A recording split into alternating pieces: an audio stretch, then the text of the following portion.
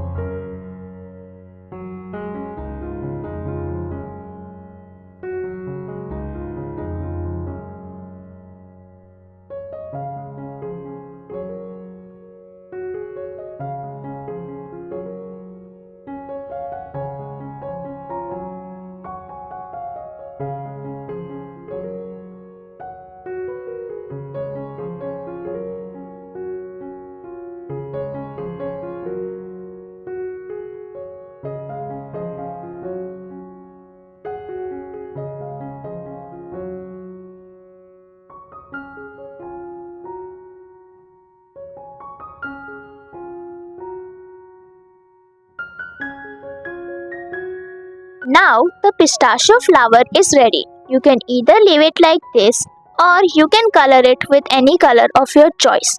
I have colored this with pink and purple and also with red.